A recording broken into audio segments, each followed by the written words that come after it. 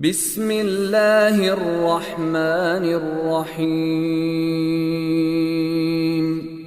والشمس وضحاها والقمر إذا تلاها والنهار إذا جلاها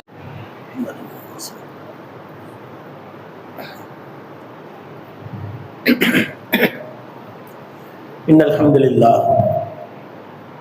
نحمده ونستعينه ونستغفره ونعوذ بالله من شرور أنفسنا ومن سيئات أعمالنا من يهده الله فلا مضل له ومن يضلله فلا هادي له وأشهد أن لا إله إلا الله وحده لا شريك له وأشهد أن محمدا عبده ورسوله أما بعد فقد قال الله تعالى في القرآن العظيم والفرقان المجيد أعوذ بالله من الشيطان الرجيم يا أيها الذين آمنوا اتقوا الله حق تقاته ولا تموتن إلا وأنتم مسلمون يا أيها الناس اتقوا ربكم الذي خلقكم من نفس واحدة وخلق منها زوجها وبث منهما رجالا كثيرا ونساء واتقوا الله الذي تساءلون به والأرحام إن الله كان عليكم رقيبا يا أيها الذين آمنوا اتقوا الله وقولوا قولا سديدا يصلح لكم أعمالكم ويغفر لكم ذنوبكم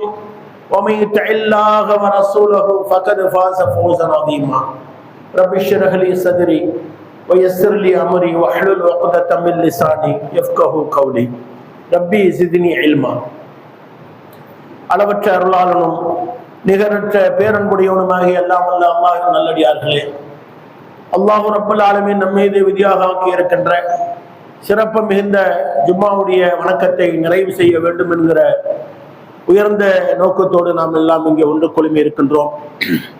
அதோடு ஈதுல் அத்ஹா என்று சொல்லக்கூடிய அந்த சிறப்பு மிகுந்த ஹஜ் பெருநாளை நிறைவு செய்து ஐயாமுல் தஷ்ரீக் என்று சொல்லக்கூடிய அந்த நாட்களிலே நாம் எல்லாம் இருந்து கொண்டிருக்கிறோம். இந்த நேரத்திலே நபி இப்ராஹிம் அலைஹிஸ்ஸலாம் அவர்கள் வாழ்க்கையில் செய்த பல்வேறு தியாகங்கள் குறித்து அல்லாஹ் ரப்பல் ஆலமீன் அவனது அருள்மறை அல் குர்ஆனிலே சொல்லி காட்டுவதற்கு ஏற்ப அவற்றில் ஒரு சிலவற்றை இந்த நேரத்தில் அறிந்து கொள்வோம். கண்ணியத்திற்குரிய எல்லாம் வல்ல அல்லாஹ்வின் நல்லடியார்களே, அல்லாஹ் ரப்பல் ஆலமீன் அவனுடைய மார்க்கத்தை மக்களுக்கு எடுத்துச் சொல்வதற்காக மனிதர்களில் இருந்தே தேர்வு செய்து இறை தூதராக தேர்வு செய்து அவர்களுக்கு இறைவன் புறத்திலிருந்து வகை செய்தியை அனுப்பி மக்களுக்கு நற்போதனை செய்யும்படியும் அதன்படி நடந்து காட்டும்படியும் அல்லாஹ் ரப்பல் ஆலமீன் பல்வேறு இறை தூதர்கள் இந்த உலகத்திற்கு அனுப்பிய வகையிலே இப்ராஹிம் அலைஹிஸ்ஸலாம் அவர்களும் மிக சிறந்த ஒரு இறை தூதராக அவர்கள் வாழ்க்கையிலே நடந்து காட்டினார்கள் என்கிற செய்தியை நாம் பார்க்கிறோம். அதில் மற்ற நபிமார்களை பற்றி அவர்களுடைய தியாகங்களை பற்றி சொல்வதை விடவும் அல்லாஹ் ரப்பல் ஆலமீன் இப்ராஹிம் அலைஹிஸ்ஸலாம் அவர்கள் பற்றி நிறைய செய்திகளை அல் குர்ஆனில் இடம்பெற செய்திருக்கிறார். இப்ராஹிம் அலைஹிஸ்ஸலாம் அவர்களுக்கு நீண்ட நெடுங்காலமாக குழந்தை பாக்கியம் இல்லாமல் இருந்தது. அல்லாஹ் நீண்ட நாட்களுக்கு பிறகு, நீண்ட காலத்திற்கு பிறகு அவர்களுடைய முதிய வயதிலே நபி இஸ்மாயில் அலைஹிஸ்ஸலாம் அவர்களை வாரிசாக தருகிறான்.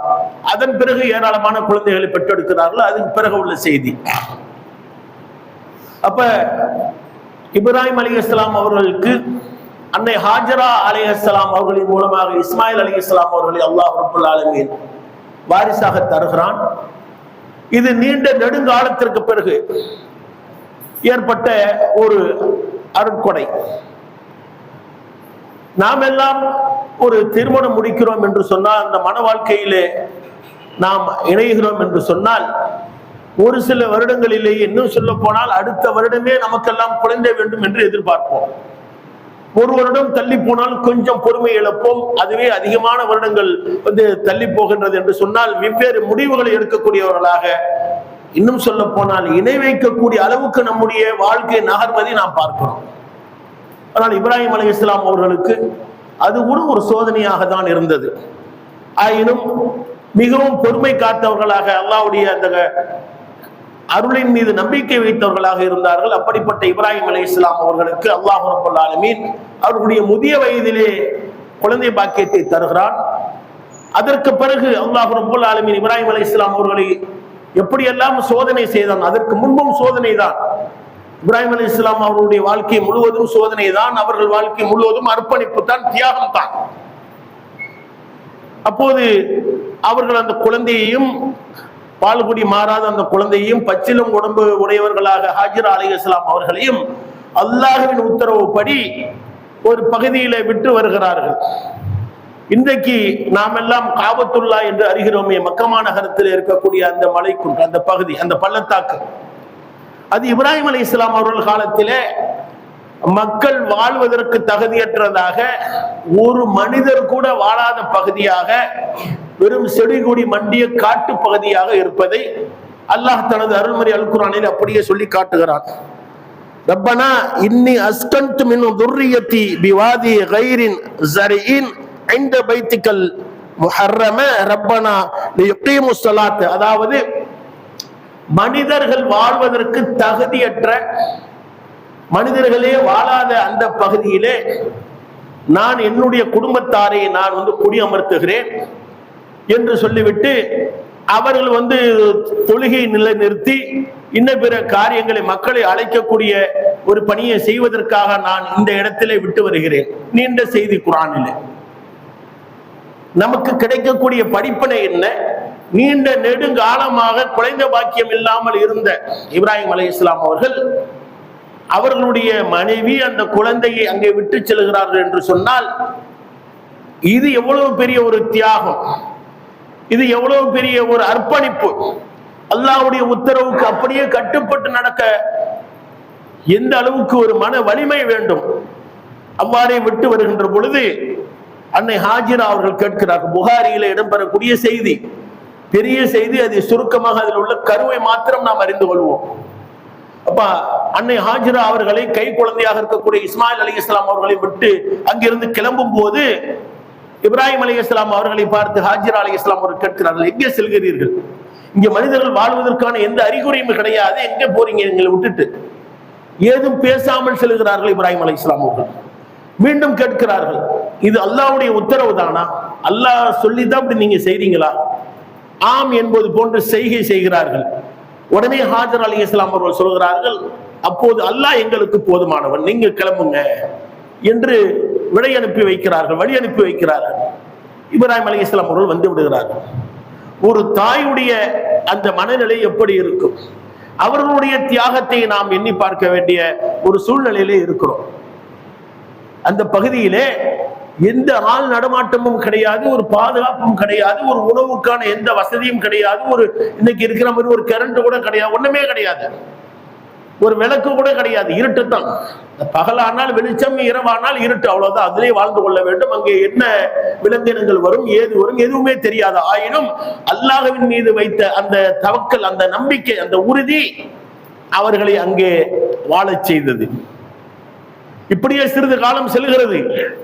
அவர்கள் கொண்டு வந்த உணவு, இந்த பானம் எல்லாம் தீர்ந்து விடுகிறது. அப்போது தாகத்திற்காக அந்த தாகத்தை தணிக்க வேண்டும். தனக்கான தாகம், தனக்கான அந்த தேவையை நிறைவு செய்தால் தான் குழந்தைக்கு பால் ஊட்ட முடியும். குழந்தை ஒரு பகுதியிலே அழக்கூடியதாக இருக்கிறது, இவர்களுக்கும் அந்த நீர் தேவை இருக்கிறது, உணவு தேவை இருக்கிறது. இப்போது ஹாஜரா அலைஹிஸ்ஸலாம் அவர்கள் என்ன செய்கிறார்கள்? அந்த பள்ளத்தாக்கிற்கு இரு பகுதியிலே இருக்கக்கூடிய மலை, ஒரு பக்கம் சஃபா, இன்னொரு பக்கம் மருவா என்று சொல்லக்கூடிய இரண்டு மலைகள். இந்த மலைகளுக்கு இங்கும் அங்குமாக ஓடுகிறார்கள் 7 முறை. அல்லாஹ் ரப்பல் ஆலமீன் இப்ராஹிம் அலைஹிஸ்ஸலாம் அவர்களையும் அவர்களுடைய குடும்பத்தாரையும் கண்ணியப்படுத்தியது போன்று இந்த உலக அழிவு நாள் வரையிலும் அதற்கு அடுத்து முஹம்மது ஸல்லல்லாஹு அலைஹி வஸல்லம் அவர்களையும் அவர்களுடைய குடும்பத்தாரையும் தான் கண்ணியப்படுத்தி இருக்கிறான். அந்த அளவுக்கு கண்ணியம். நாம் எல்லாம் ஸலவாத் ஓதுகிறோம் அல்லவா? அல்லாஹும்ம ஸல்லி அலா முஹம்மதின் வ அலா ஆலி முஹம்மதின் கமா ஸல்லைத அலா இப்ராஹிம வ அலா ஆலி இப்ராஹிம இன்னக ஹமீதுன் மஜீத்.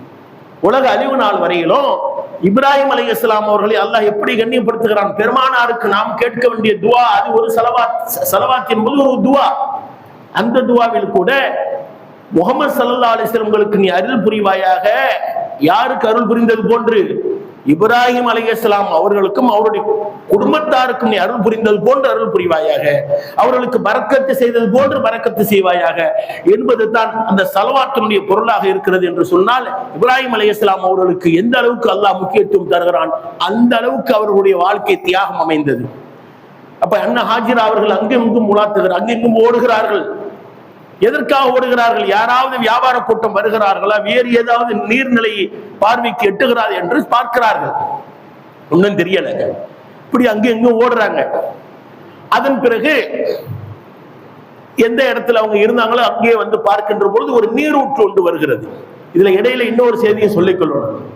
இந்த சஃபா மருவா 2 மலைக்குன்றுகள் இருக்கிறது அல்லவா, இன்றைக்கும் ஹாஜிகள் உம்ராவுக்கு செல்லக்கூடியவர், ஹஜ்ஜுக்கு செல்லக்கூடியவர்களை அல்லாஹ் ரப்பல் ஆலமீன் இப்ராஹிம் அலைஹிஸ்ஸலாம் அவர்களுடைய அந்த குடும்பத்தாரை கண்ணியப்படுத்துவதற்காக உம்ராவுக்கும் ஹஜ்ஜுக்கும் செல்லக்கூடிய ஒரு சை என்று சொல்லக்கூடிய அந்த தொங்கோட்டம், எப்படி இவர்கள் 7 முறை இங்கேருந்து 1, இங்கேருந்து 2, 3, 4, 5, 6, 7 என்று ஓடினார்களா, அனைத்து முஸ்லிம்களும் ஓடுங்கள். சுப்ஹானல்லாஹ். இன்னைக்கு வரைக்கும் ஓடிக்கிட்டு இருக்கிறோம், இதுக்கு முன்பும் ஓடிக்கிட்டு இருந்தோம், உலக அழிவு நாள் வரையிலும் ஓடுவோம். எவ்வளவு பெரிய ஒரு கண்ணியம்! அந்த ஹாஜர் அலைஹிஸ்ஸலாம் அவர்களுடைய அந்த தியாகத்தை, அந்த அர்ப்பணிப்பை மதித்து அல்லாஹ் ரப்பல் ஆலமீன் எப்படி கௌரவப்படுத்துகிறான் என்பதை பாருங்கள். அடுத்ததாக வந்து பார்க்கிறார்கள், அந்த குழந்தை இருந்த இடத்திற்கு அருகிலே இஸ்மாயில் அலைஹிஸ்ஸலாம் அவர்கள் குழந்தையாக இருக்கிறார்கள் அல்லவா, அதற்கு அருகிலே ஒரு நீரூற்று பொங்கி வருகிறது. அதை பார்த்த மாத்திரத்திலே மிகப்பெரிய மகிழ்ச்சி, அதோடு ஒரு அதிர்ச்சியும் இருக்கும் அல்லவா. அப்படியே மொண்டு குடிக்கிறாங்க. எடுத்து அவங்க என்ன பாத்திரம் வச்சிருப்பாங்களோ அதில் அள்ளுகிறார்கள், முள்ளுகிறார்கள். அடுத்து ஒரு அணை கட்டுகிறார்கள். இந்த தண்ணி வெளியில ஓடி போகாம அப்படி அணை கட்டுறாங்க.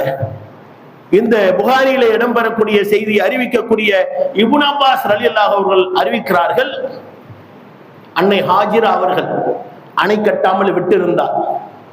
அரபு தீபகற்பத்திலே ஒரு ஆறு போன்று, ஒரு நதி போன்று அந்த நீர் ஓடிக்கொண்டிருக்கும். அந்த அளவுக்கு அது வற்றாத நதியாக ஆகி இருக்கும். ஆயினும் அல்லாஹ்வுடைய உத்தரவுப்படி தான் அவங்க செய்யறாங்க. அல்லாஹ் அவர்களுக்கு எண்ணத்திலே ஒதுக்க செய்ததன் அடிப்படையில் தான் அதை அணை கட்டுகிறார்கள். அது இன்றளவிலும் எந்த விதமான ஒரு மாசும் அடையாத, எந்த விதமான ஒரு குறைவும் ஏற்படாத, வற்றியும் போகாத ஜீவ ஊற்றாக இன்றளவும் வந்து கொண்டிருக்கிறது என்று சொன்னால், அதை மக்கள் அருந்துவதை பெருமானார் ஸல்லல்லாஹு அலைஹி வஸல்லம் சொன்னார்கள். இந்த ஜம்சம் நீரை யார் எந்த நோக்கத்திற்காக அருந்துகிறார்களோ அல்லாஹ் அதை நாடினால் அவர்களுக்கு வழங்குவான். நோய்க்காக அருந்துறாங்கன்னு வைங்க, யா அல்லாஹ் இந்த நோய்க்காக நிச்சயமாக தீரும் என்று சொல்லவில்லை. ஆனாலும் கண்ணியத்தோடு அதை அல்லாஹ் ரப்பல் ஆலமீன் எப்படி செய்திருக்கிறான், எந்த நோக்கத்திற்காக அந்த ஜம்சம் நீரை அருந்துகிறார்களோ அல்லாஹ் நாடினால் அவர்களுக்கு அதை வழங்குவான். அந்த தண்ணிக்கு ஒரு மதிப்பை கொடுக்கிறான் அல்லாஹ் ரப்பல் ஆலமீன்.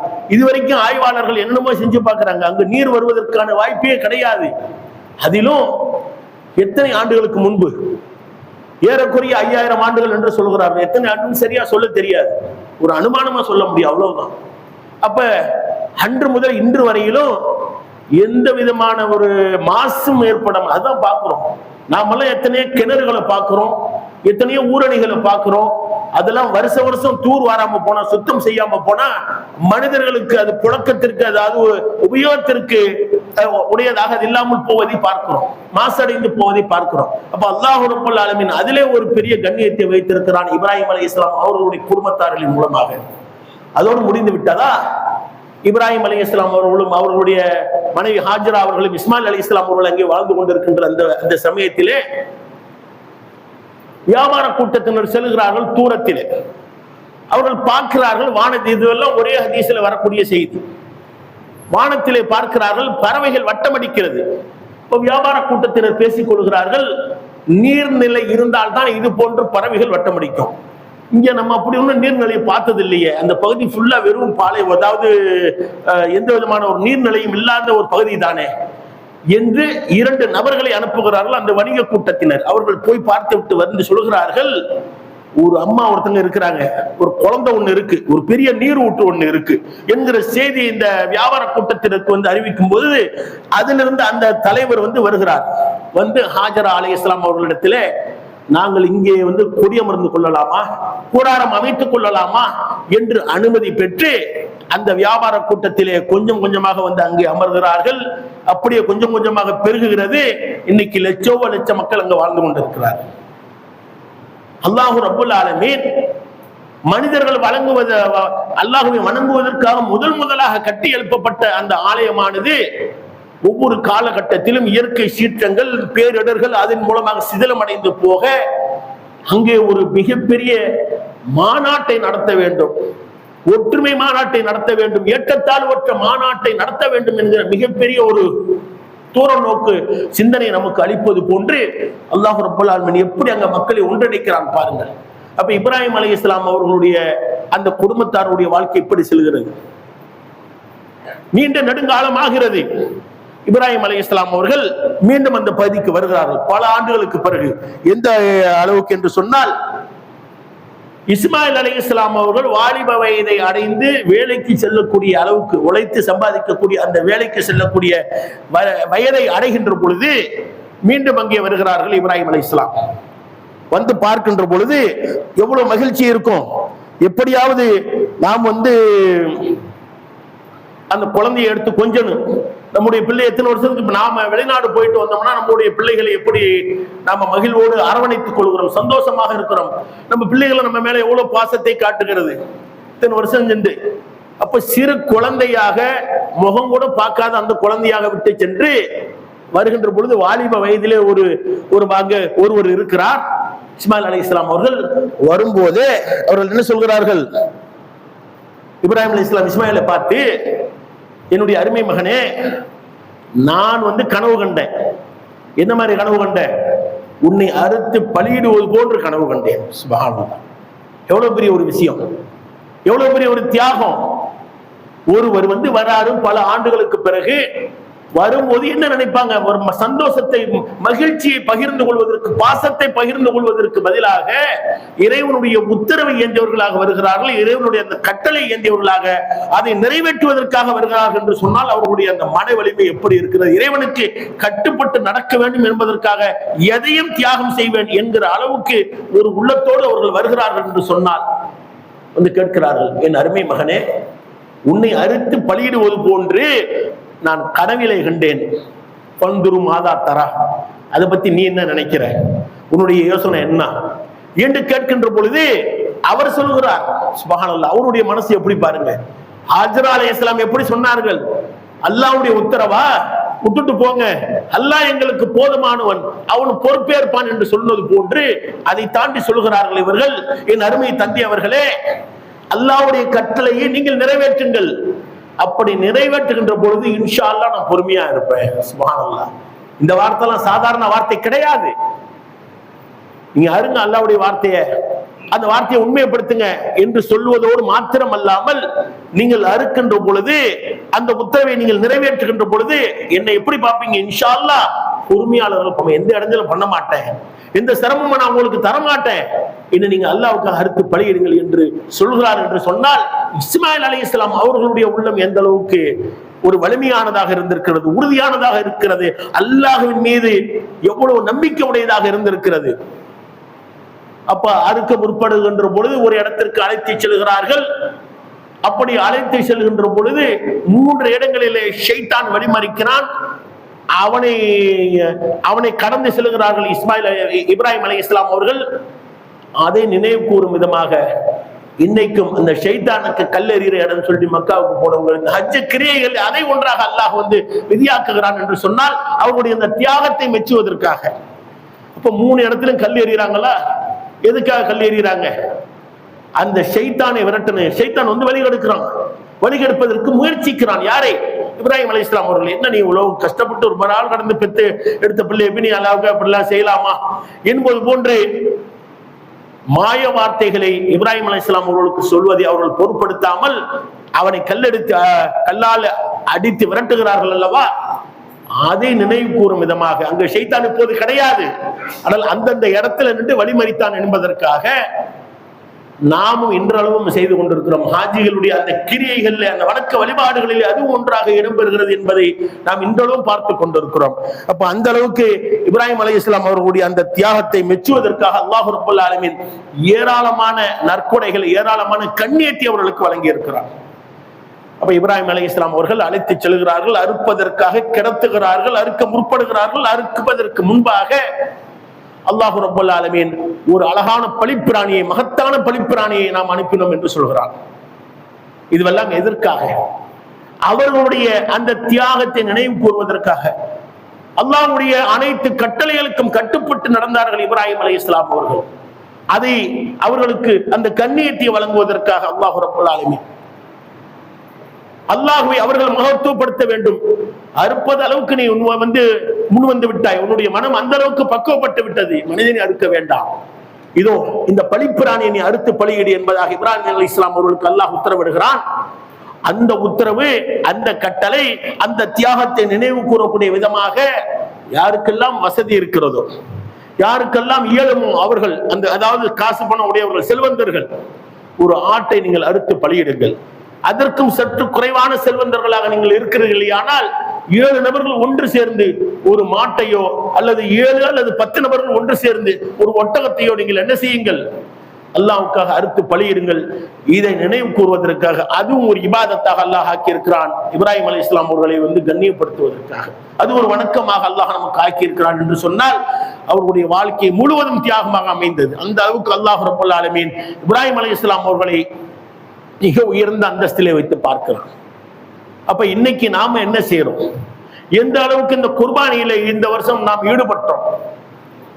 தனி நபராக இருந்து ஒரு ஆடு அறுத்து பலியிடுவதற்கு வசதி இருக்கக்கூடியவர்கள் கூட தங்களுடைய செல்வத்தை ஒரு சிறிதளவு தியாகம் செய்வதற்கு முன் வருவது கிடையாது. எல்லா முஸ்லிமுட்டையும் வசதி இல்லாமையா இருக்கு, இல்லாதவர்களும் இருக்கிறார்கள் என்று சொல்வதற்கு கிடையாது. வசதி இருப்பவர்கள் அனைவரும் கொடுத்து விட்டார்களா? அவர்களுக்கு தேவைகளுக்கு மேல் தேவை இருந்து கொண்டுதான் இருக்கும்.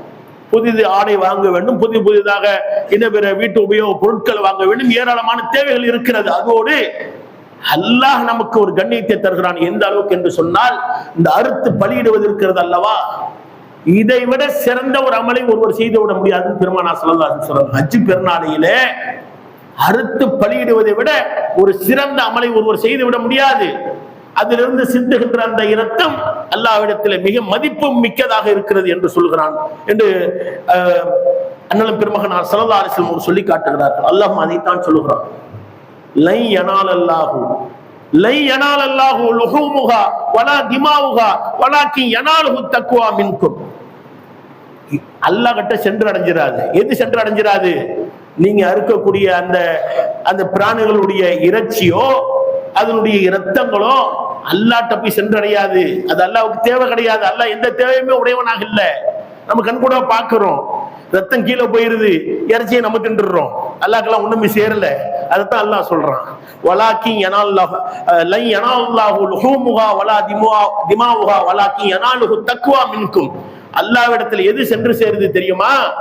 உங்களுடைய இறையச்சம்னு அல்லாஹ் இங்க சொல்றது எதை? உனக்காக நான் அறுத்து பலியிடுறேங்கிறது தான் அல்லாஹ் சொல்றான். அதுக்கு கூடவா வக்கற்றவர்களாக இருக்கிறோம்? இல்லாதவர்களுக்கு அல்லாஹ் மன்னிப்பான், இல்லாதவர்களுக்கு அது கடமையே கிடையாது. இருப்பவர்களை எப்படி அல்லாஹ் மன்னிப்பான்? யோசித்து பார்க்க வேண்டும். அப்ப அந்த அளவுக்கு ஒரு முக்கியத்துவமான ஒரு வணக்கத்தை அல்லாஹ் நமக்கு சொல்லி இருக்க, முஸ்லிம்கள் இதிலும் அலட்சியமாகத்தான் இருக்கிறார்கள். இது இறையச்சம் சார்ந்த ஒரு விஷயமாக அல்லாஹ் சொல்லி காட்டுகிறான். அப்ப இப்ராஹிம் அலைஹிஸ்ஸலாம் அவர்களை எந்த அளவுக்கு அல்லாஹ் உயர்த்தி தனது அருள்முறையிலே சொல்லி காட்டுகிறான் என்கிற செய்தியே நிறைய இருக்கிறது. அவற்றில் 1-2 இன்ஷா அல்லாஹ் 2வது உரையில பார்ப்போம்.